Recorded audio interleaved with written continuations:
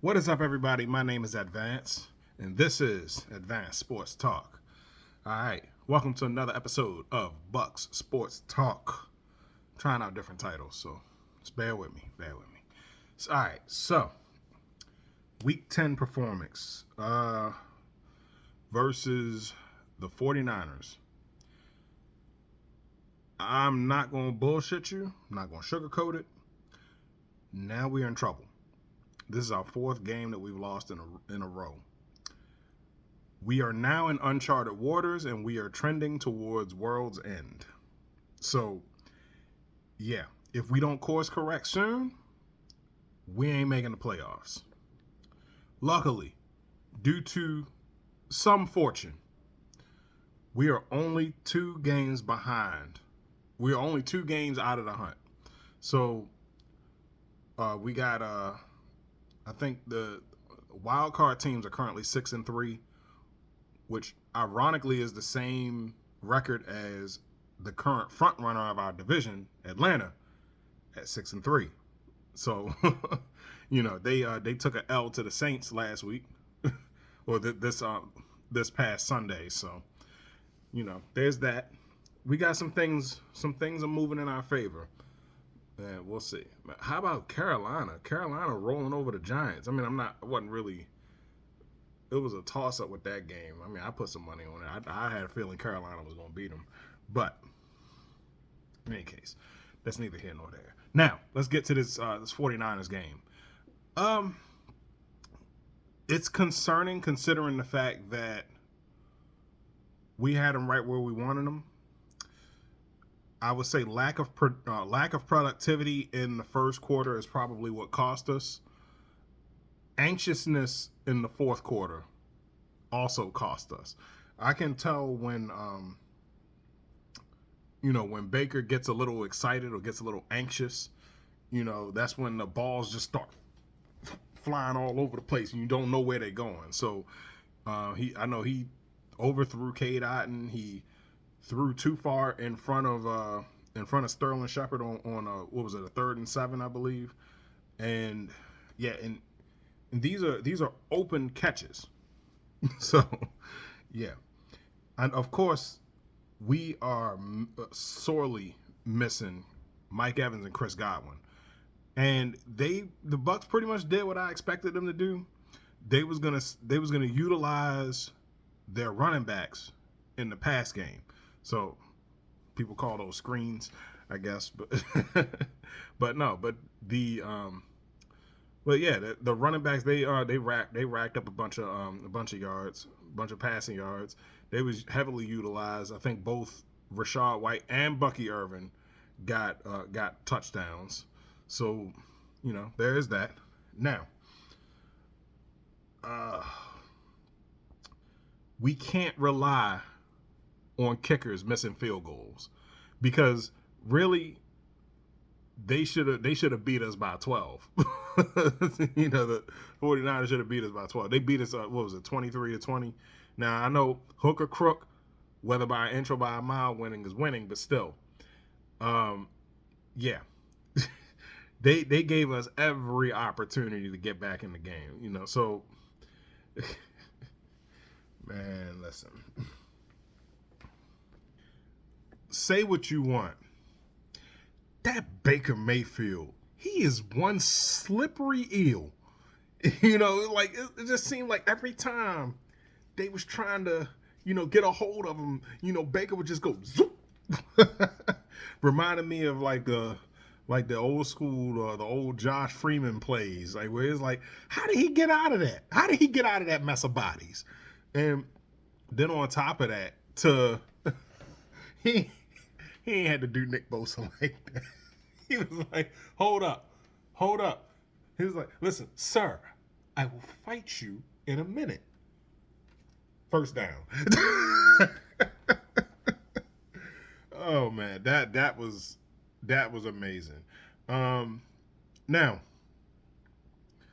that probably would have been a very impressive highlight had the Buccaneers actually won the game, but we didn't. So now we're going into the bye. Reports say that we get Mike Evans back. reports say. So we'll see what happens. Chris Godwin is expected to miss the rest of the season. So, man, that sucks. So, yeah. But we expected that. So, we'll see what happens coming down the stretch. Now, coming out of the bye, we got New York. So, so we got the Giants. Now, we're going to have to, now, if I would say we would have to make a statement, but no, we just got to win the game. That's a game that we're supposed to win. So we're going to win it. Simple as that. And then we're going to take that and then we're going to roll on through the rest of the season. Because at this point, we have no option but to win out. Because a bye is a half a game. So we're 2.5 games behind the 2.5 games behind the wild card and behind the Falcons. Now listen, we got to just straight outright beat the Falcons out record wise because they swept us. So there's we gotta deal with that. So we really have a 3-game deficit that we gotta overcome. We definitely gotta win 3. So we got 7 games left? And yeah. We just gotta ante up and play football, as my coach used to say. And now there's a second thing. So they've been talking about whether or not we should fire Todd Bowles. They've been saying that after the Ravens game because of the poor decision making of leaving our starters in the game when the game was clearly out of reach, even though we only lost by 10 points. And the players wanted to keep playing. And, that decision caused us to lose we lost Mike Evans in the second quarter, but that caused us to lose Chris Godwin. And, yeah, fact of the matter is Todd Bowles deserves to finish the rest of the season. He's defensive coordinator of the Super Bowl, and the year after we had for 3 years we had a top tier defense. I understand that Super Bowl Brady defense is gone and is not coming back. But listen, in the 3 years he's spent as the Buccaneers head coach, we've had 3 straight playoff appearances. We've had 3 playoff appearances, 2 straight divisional titles.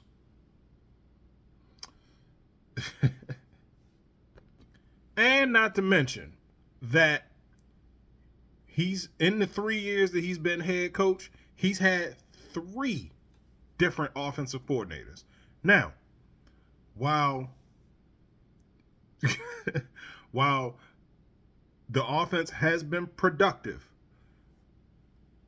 there have been those games where where it's kind of like you kind of scratch your head. There have been those times where they've been unproductive. Like last year with Canales, I think by mid-season I was ready to pack them up and ship them back to Seattle.